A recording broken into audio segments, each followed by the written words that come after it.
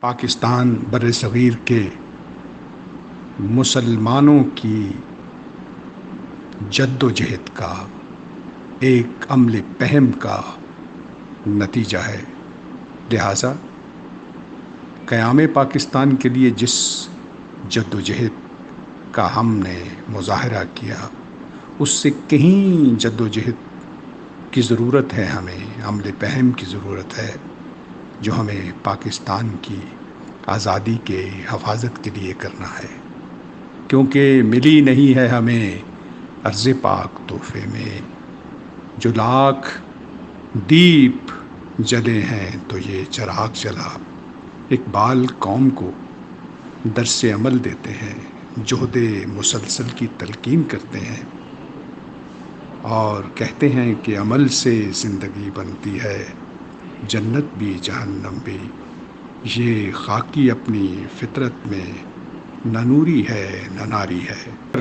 صاحب شمشیر ہونا اور خودی نہ بیچ کر غریبی میں نام پیدا کرنے کے لیے حکیم الامت مسلمانوں کو ایک ہی نسخہ کیمیا تجویز کرتے ہیں کہ محمد سے وفا تو نے تو ہم تیرے ہیں، یہ جہاں چیز ہے کیا لوح و قلم تیرے ہیں۔ تسخیر جہاں کے لیے ہمیں مصطفائی معاشرے کے محمدی باشندے بننا ہوگا۔ مسلمان نوجوان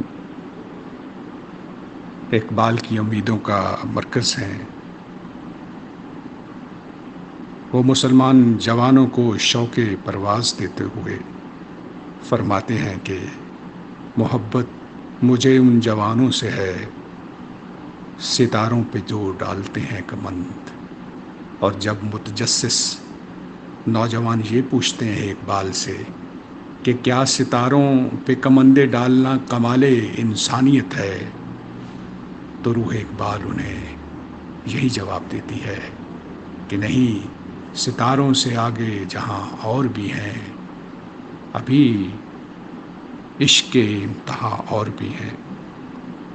اقبال جانتے ہیں، کیونکہ ان کا کلام جو ہے کلام الہی سے ماخوذ ہے، انہیں اس بات کا ادراک ہے کہ انسان کو تسخیر کائنات کے لیے پیدا کیا ہے۔ وہ کائنات کے لیے نہیں بلکہ اس کی ذات کائنات کے لیے ہے۔ وہ جانتے ہیں کہ مرد مومن بے تیغ بھی ہو تو میدان میں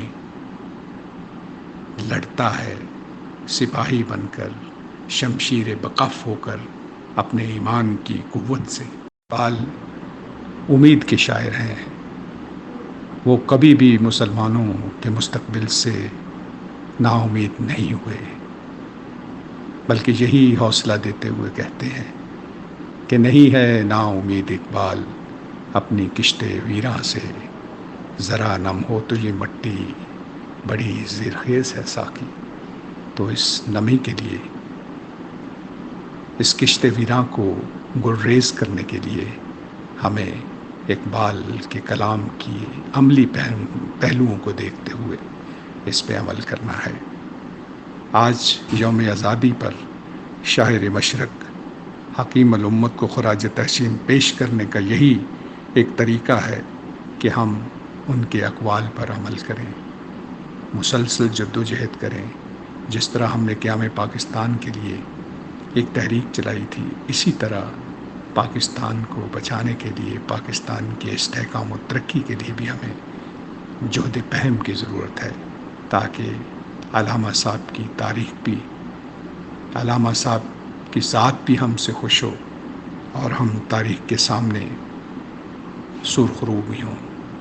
پاکستان زندہ باد۔